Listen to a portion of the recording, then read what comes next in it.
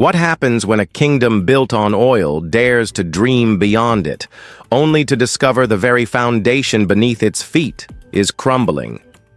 Imagine a nation that has long ruled over global energy markets, suddenly finding its greatest strength becoming its most dangerous weakness. In 2025, Saudi Arabia stands at a crossroads. The glittering promise of its Vision 2030 is starting to unravel, not because of war or internal revolt, but because of a betrayal far more insidious, the market itself.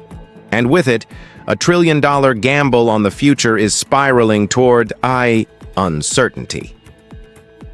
For decades, Saudi Arabia was the world's oil superpower. Crude wasn't just a product, it was a lifeline. It powered the kingdom's rise, funded its cities, built its palaces, and shaped its global influence. Oil accounted for 90% of export revenues, 80% of state income, and about 40% of the country's GDP. The rest of the economy, construction, services, retail, fed off government spending, which was itself chained to oil. In this model, when oil boomed, so did the country. When it crashed, the entire system trembled. And in 2025, it's not just trembling, it's being shaken to its core. To understand the magnitude of this moment, we need to go back to 2016. That's when Prince Mohammed bin Salman, known globally as MBS, launched one of the most ambitious national transformation plans in modern history, Vision 2030. The idea was deceptively simple: break Saudi Arabia's addiction to oil and reinvent the country into a diversified, sustainable, tech-driven economy. But behind the speeches and the marketing campaigns was a real and urgent fear. Oil wouldn't last forever. Prices were too volatile. Global demand was shifting, and Saudi Arabia needed to evolve or be left behind. Vision 2030 was nothing short of revolutionary. It aimed to increase the private sector's contribution to GDP from 40% to 65%. It set a target for non-oil exports to account for 50% of total exports. It promised to generate half of the kingdom's electricity from renewable sources and reduce unemployment to 7%.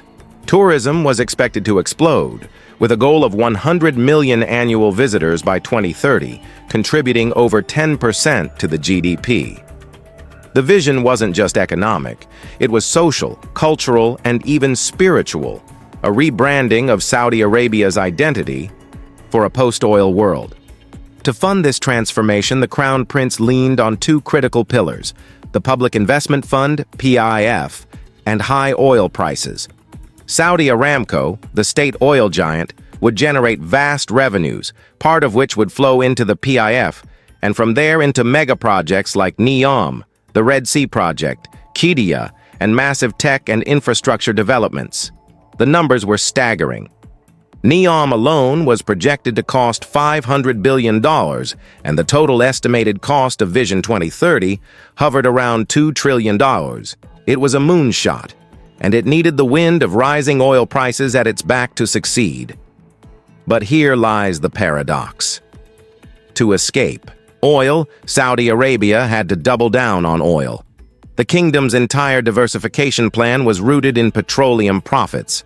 As long as the world was thirsty for crude and prices stayed high, Saudi Arabia could fund its reinvention. But this dependency turned Vision 2030 into a high-stakes gamble. Because if oil faltered, so would the entire strategy. It was like trying to escape a burning house while still depending on the flames to light your path. And in 2025, that fire is flickering. Oil prices have fallen dramatically. After years of relative stability and a post-COVID recovery, prices dipped to $60 per barrel, a far cry from the $100 that Saudi Arabia had quietly baked into its budget calculations. This drop wasn't caused by a single event, but by a series of overlapping shocks. Demand forecasts weakened after the so-called Liberation Day, when several major nations rolled out aggressive shifts to green energy and electric mobility. Simultaneously, new supplies from non-OPEC Plus countries like Guyana, Brazil and the US started flooding the market. OPEC plus unity began to fracture, and the US released strategic reserves, further deflating prices. For Saudi Arabia, this was catastrophic timing. Vision 2030 was entering a critical phase, with megaprojects ramping up and requiring heavy capital injections. The government, which once posted surpluses from its oil sales, now faced a gaping fiscal hole. In Q1 of 2025 alone, the Ministry of Finance borrowed $30 billion, a record for a single quarter. Forecasts suggest the annual deficit could balloon to $120 billion, roughly 11% of the GDP. And while the country's debt-to-GDP ratio remains manageable at around 30%, the rising cost of ensuring that debt has spooked global markets. But beyond the numbers lies a deeper tension, the psychological and political weight of disappointment. Vision 2030 wasn't just about economics. It was about national pride, youth, aspiration, and global image. For years, Saudis were told they were building the future. NEOM's The Line, a 110-mile futuristic city without cars, streets, or emissions, was supposed to be the crown jewel of that future. But now, reality is forcing a scale back. The line has been reduced to a modest 1.5-mile segment called the Hidden Marina. Other projects face similar fates, delays, redesigns, or outright abandonment. Investors are growing wary. Foreign capital is drying up. The once hyped Saudi Renaissance is starting to look more like an overextended mirage. Still, the kingdom pushes forward. MBS and his government insist that Vision 2030 remains on track, albeit adapted to changing global conditions. Officials highlight progress in non-oil exports, which reached $137 billion in 2024, up 113% from 2016. They point to growth in tourism and entertainment, with global festivals, sports events, and luxury tourism offerings reshaping the kingdom's cultural landscape. Women's labor force participation has increased. Startups in fintech and renewable energy have emerged. These aren't minor accomplishments, they're real signs of movement. But movement is not momentum. And in a vision this vast, perception is power. The Crown Prince's plan was as much about attracting global trust as it was about internal reform. Vision 2030 needed to make Saudi Arabia look investable, modern, progressive. But when megaprojects shrink, debt rises, and oil prices fall, that image starts to blur. Global investors, once seduced by glossy renderings and royal ambition, are now reading bond spreads and geopolitical tea leaves. And many don't like what they see. In the high-stakes world of oil politics, dominance isn't just about how much you pump, it's about how much you control. And for decades, Saudi Arabia was the undisputed puppet master of global oil markets, with reserves among the largest. On Earth and influence that reached deep into OPEC+, the kingdom could sway markets with a single press release or production cut.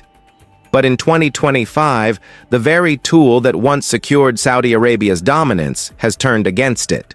Vision 2030, Crown Prince Mohammed bin Salman's grand reinvention of the kingdom, was built on the assumption that Saudi Arabia could dictate oil prices. Now, that assumption is collapsing.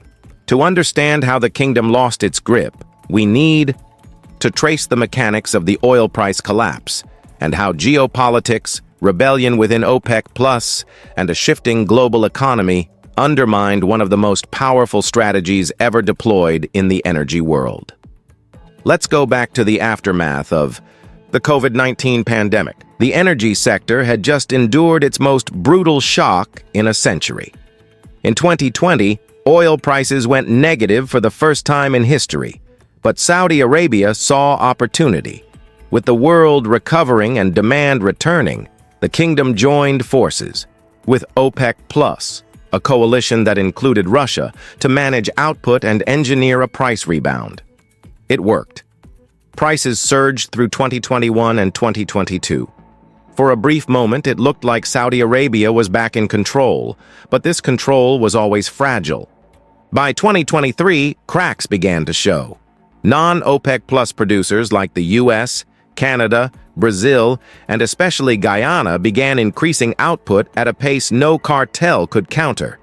American shale came roaring back, aided by technological advances and deep government subsidies. Guyana's deepwater fields became a new frontier of cheap, high-output oil. Even Africa, long overlooked in energy geopolitics, saw nations like Namibia and Angola ramp up production. Then came the political fractures within OPEC itself. Discipline among members began to erode. Iraq, Kazakhstan, and the UAE consistently produced above agreed quotas, undercutting Saudi-led output cuts.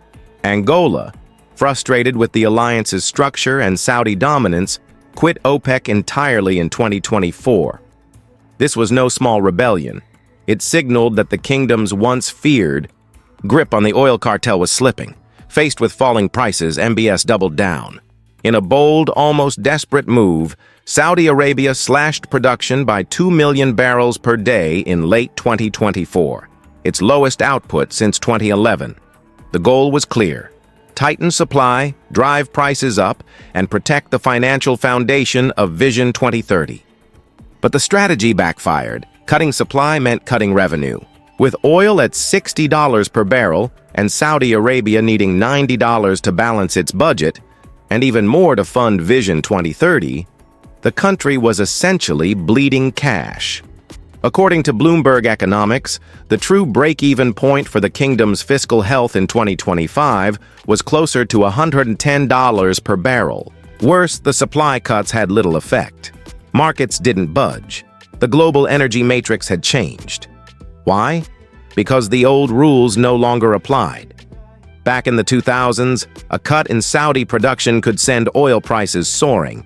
Today, markets are more diversified, technologically advanced, and geopolitically decentralized. The U.S. no longer relies heavily on Saudi imports. It has its own reserves, its own production, and even uses its Strategic Petroleum Reserve, SPR, as a price weapon, releasing millions of barrels to counter any supply shock. In 2025, that's exactly what the U.S. did. When Saudi Arabia slashed production, Washington opened the taps. Prices barely flinched. At the same time, global demand forecasts began to dim.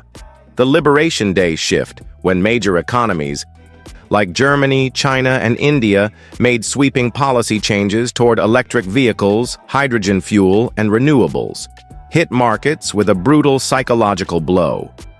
Traders now saw oil as a sunset asset. And when demand expectations fall, prices follow. All of this left Saudi Arabia in a precarious position. They were cutting supply, losing market share, and still seeing revenues fall. It was a triple blow: less production, lower prices, and evaporating. Global leverage. Meanwhile, Vision 2030 was eating capital like a bonfire. NEOM, Qiddiya, the Red Sea Project, and dozens of other initiatives required relentless funding. The Public Investment Fund, PIF, once flush with surplus oil revenues, now had to rely more on debt and reduced dividends from Aramco.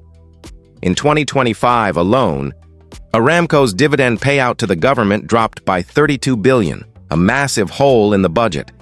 The PIF, which had planned to spend $70 billion annually on projects through 2030, faced mounting pressure to cut or delay key developments.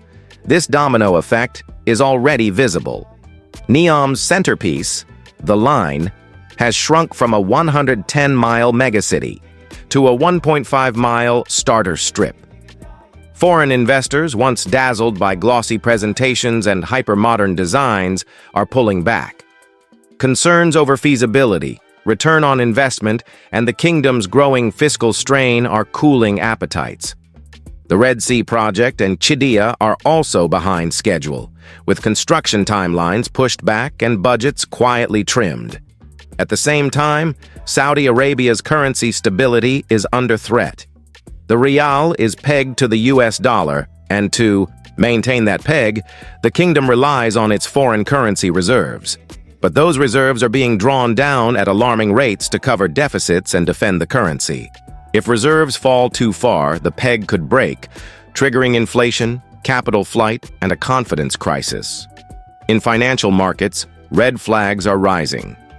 Credit default swap, CDS, spreads on Saudi debt, a measure of investor confidence, have spiked to a 5-year high. This means it's becoming more expensive for Saudi Arabia to borrow money. And while the kingdom's overall debt level remains relatively low by global standards, the trajectory is what matters. The market doesn't fear where Saudi debt is. It fears where it's headed. Yet, in the midst of this brewing storm, Saudi leadership continues to project confidence. In speeches and interviews, Crown Prince MBS insists that Vision 2030 is adaptable and that setbacks are part of every transformation.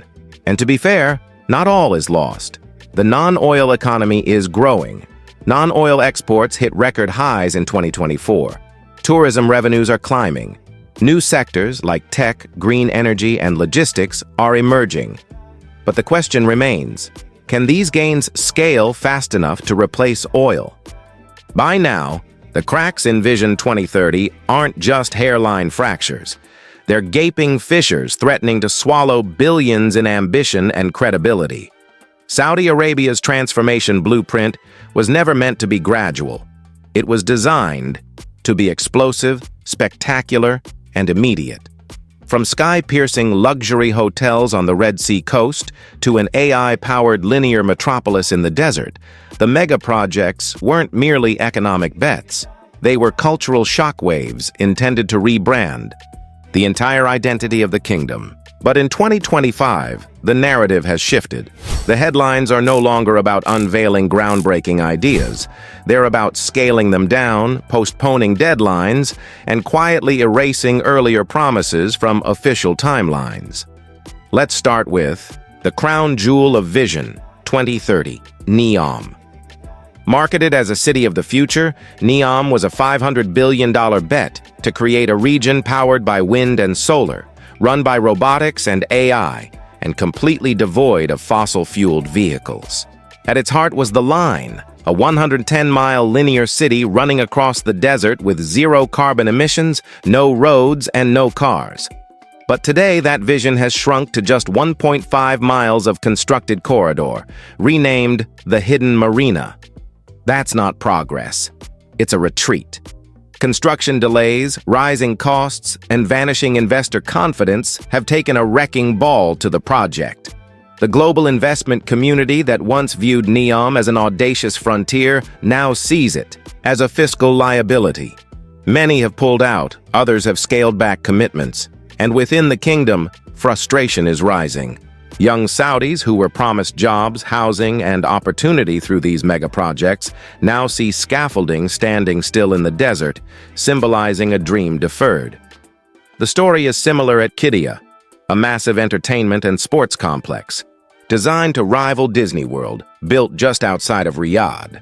Originally projected to host Formula One races, mega theme parks, and high-tech arenas, Qiddiya is now facing cost cuts, staff layoffs, and phase reevaluations.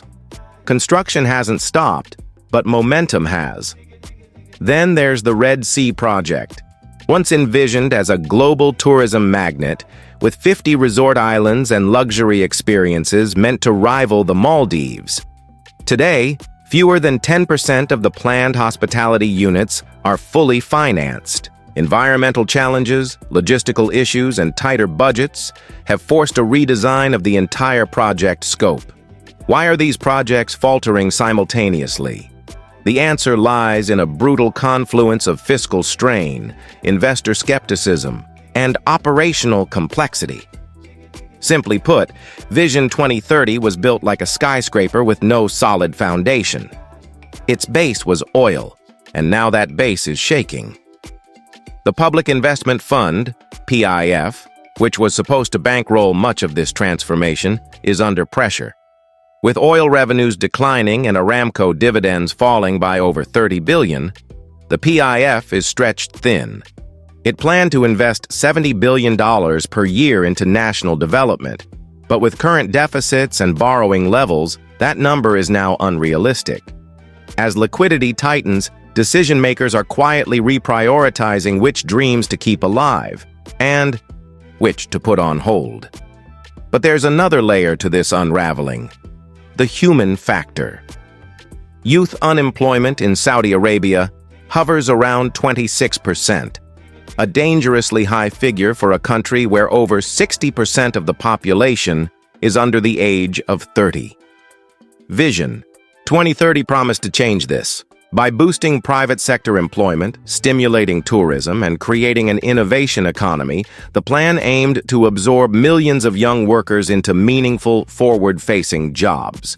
But as megaprojects stall and government hiring slows, frustration is boiling over. Many young Saudis entered university with dreams of working in NEOM, leading tech startups, or developing clean energy systems. Instead, they're returning home to waitlisted applications, shrinking opportunities, and rising costs of living. Rent prices in cities like Riyadh and Jeddah have surged. Food inflation, driven by global supply chain shocks and domestic subsidy, reforms has hit poor and middle-class families especially hard. The government has tried to offset these pressures with short-term stimulus packages and employment subsidies. But these are band-aids, not long-term solutions. The public sector still employs 2/3 of all Saudi workers, and without a booming private economy to absorb the growing labor force, pressure mounts on the state budget and the credibility of reform narratives. This isn't just an economic issue, it's political and potentially volatile.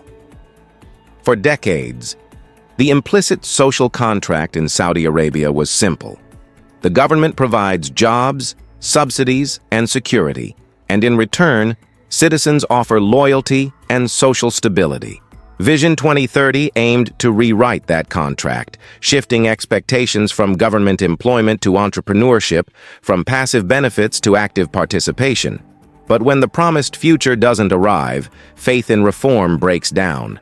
At the same time, foreign relations are complicating Vision 2030's path forward. In 2025, U.S. policymakers began demanding that Saudi Arabia commit over $1 trillion in green energy investments in American infrastructure and climate technology as part of bilateral negotiations tied to defense and intelligence cooperation. For Riyadh, this creates a dangerous dilemma. If it complies, it risks starving Vision 2030's domestic projects of capital. If it refuses, it may lose critical political leverage and defense support. Meanwhile, Saudi Arabia's pivot toward BRICS, deepening ties with China, India, Brazil, and Russia, has unsettled traditional Western partners. The kingdom's exploration of non-dollar oil trading is seen by Washington and Brussels as a potential challenge to U.S. dollar supremacy. And while this might offer long-term autonomy, it invites short-term risks, including capital outflows, sanctions pressure, and reduced diplomatic support during financial crunches. Geopolitically, the kingdom is walking a tightrope. It seeks to be a bridge between East and West, but at a time when both sides are digging ideological trenches. That balancing act becomes exponentially harder when your economy is showing signs of stress and your global projects are slipping into delay. Yet, amidst the wreckage, there are small but notable victories. In 2024, non-oil exports reached a record, $137 billion, up 13% year-on-year, and a stunning 113% since Vision 2030 launched in 2016. The non-oil economy grew by 4.7% in Q4 of 2024, outpacing many G20 nations. New venture capital funds, particularly in tech and logistics, have emerged. Female workforce participation has jumped significantly since 2017, and cultural reforms have unlocked new sectors of the domestic economy, entertainment, sports, fashion, that were once taboo. These aren't illusions. They're proof that Vision 2030 isn't a total failure. But the question is, Are these green shoots enough to overcome the dry ground beneath them? By 2025, Saudi Arabia finds itself in a race against time. Vision 2030, once the symbol of an unshakable future, now hinges on a dangerously simple equation: borrow more or cut deep.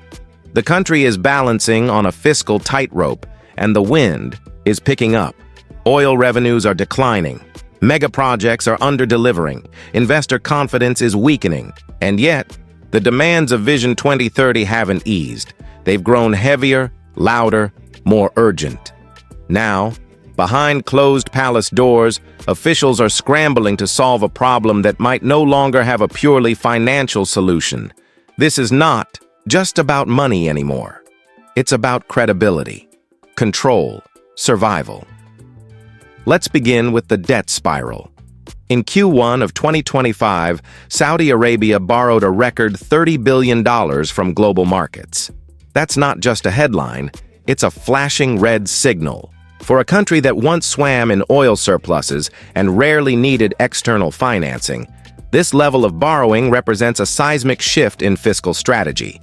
Forecasts from Goldman Sachs and the IMF suggest the total budget deficit could balloon to $120 billion this year, 11% of GDP. The finance ministry initially projected a much smaller shortfall, just $26 billion, but reality shredded that forecast in months. The kingdom's total debt-to-GDP ratio is still relatively low by international standards, hovering around 30%. But that's where the illusion of safety ends. Because the real threat isn't how much debt Saudi Arabia has. It's how fast it's accumulating and how little time it has to repay it. Bond yields are rising. Credit default swaps are spiking. Investors are beginning to factor in not just repayment risk, but geopolitical instability and declining economic returns. Saudi Arabia has long used its foreign exchange reserves, now around $420 billion, to maintain the peg between the rial and the US dollar. This peg is crucial.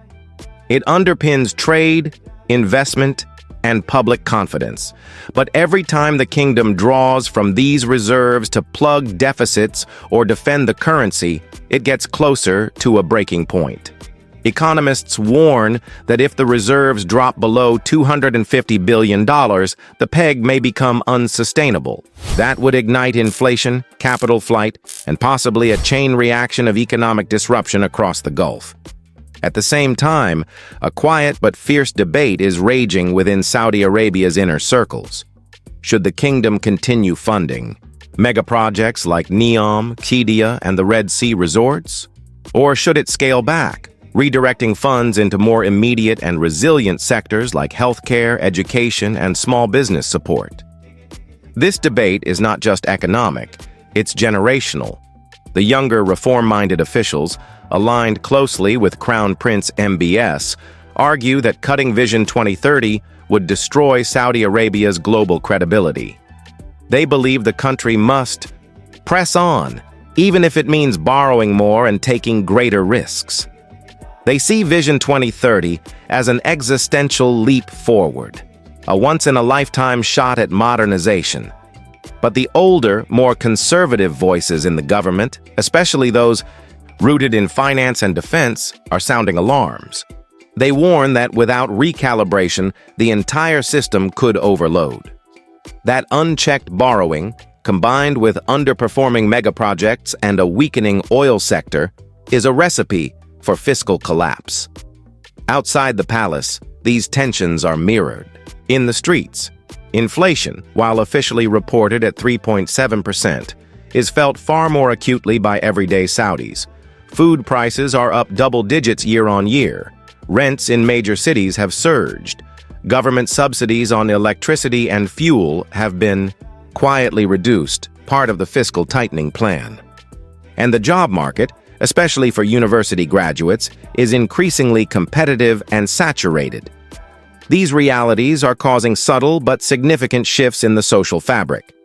The once unquestioned optimism around Vision 2030 is fading into skepticism.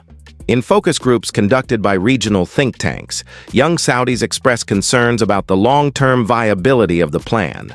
Some say they no longer believe NEOM will be built as promised.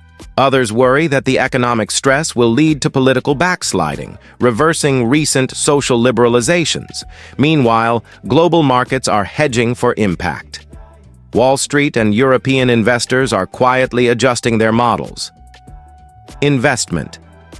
Banks like JP Morgan and Deutsche Bank have reduced their Saudi exposure in energy infrastructure and sovereign debt. Sovereign wealth funds in Asia are pausing planned partnerships with the PF, and hedge funds are shorting the Saudi riyal, betting that the currency peg will eventually snap under the weight of falling reserves. Rating agencies have taken notice. Fitch revised Saudi Arabia's credit outlook from stable to negative. Moody's flagged the kingdom's dependence on oil to finance diversification as a structural risk. The message is clear.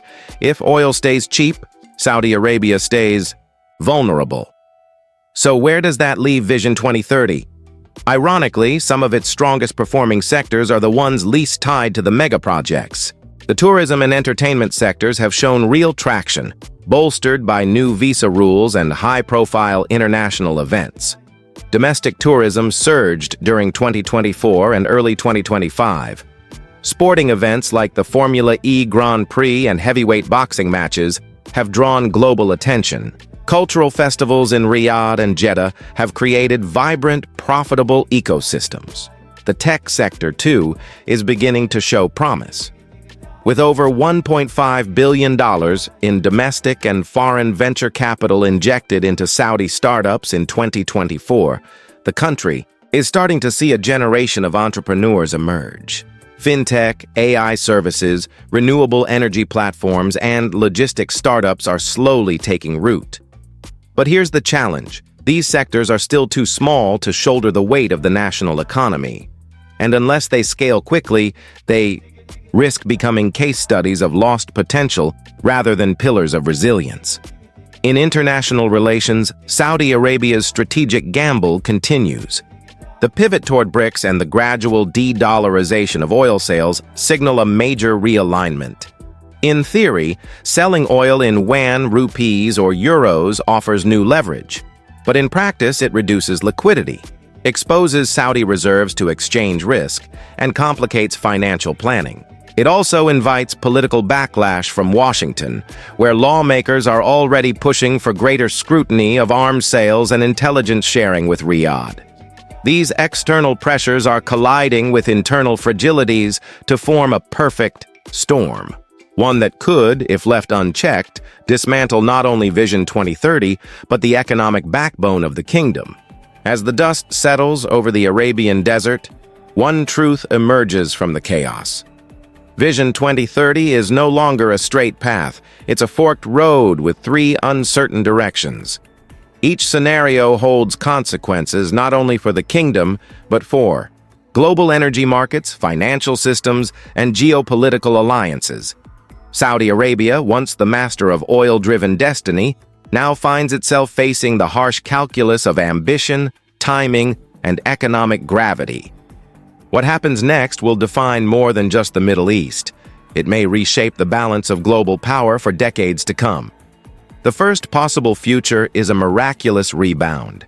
In this scenario, oil prices recover sharply, perhaps driven by geopolitical shocks, a resurgence of global demand, or unexpected production disruptions in other nations. With crude returning to $100 per barrel or more, Saudi revenues surge. The government fills its budget gap, replenishes reserves, and restores momentum to mega-projects like NEOM, Qiddiya, and the Red Sea resorts. Foreign investors return, tempted by both high yields and geopolitical stability. Vision 2030 regains its shine. Infrastructure accelerates, youth employment stabilizes. The world declares Saudi Arabia's gamble a success, and MBS becomes the face of modernized monarchy. But for this future to unfold, the kingdom must win a game it no longer fully controls, one where markets, politics, and technological disruption have minds of their own. The second future is the default domino. In this darker timeline, oil prices stay low or fall further. Bond markets grow increasingly jittery. The government continues borrowing to cover deficits but eventually hits a wall. Reserves dip below safe thresholds. The real peg breaks. Inflation spikes. Investors flee. Social unrest brews among a generation promised prosperity but delivered austerity. The government is forced to freeze or cancel major projects, triggering mass layoffs. In the construction and public sectors, sovereign credit ratings collapse. International lenders demand structural reforms in exchange for support. Vision 2030 is shelved, and Saudi Arabia is pushed into the arms of emergency diplomacy with BRICS or the IMF. This scenario could destabilize not just Saudi Arabia but neighboring economies in the Gulf and shake global oil and debt markets in a ripple effect. Then there's a third path, the hybrid pivot. In this outcome, Saudi Arabia makes a calculated retreat from its most extravagant promises while preserving the reform spirit of Vision 2030. NEOM is not canceled, but radically scaled back. Qiddiya becomes a phased, long-term project rather than a mega entertainment hub. Instead of betting on $1 or $2 trillion dreams, the kingdom diversifies its efforts into dozens of smaller, high-impact sectors: agritech, logistics, fintech, water sustainability, digital education. Foreign investment is reattracted not by grandeur, but by returns. Transparency is improved. Fiscal planning becomes conservative, focused on resilience rather than spectacle. The vision survives, not as a monument to ambition, but as a blueprint for strategic reinvention. This path requires humility, patience, and internal reform, but it could protect both economic sovereignty and social stability. In the end, the choice Saudi Arabia makes, and the external forces it cannot control, will shape which of these three futures becomes reality. One thing is clear: time is running out. The world is watching.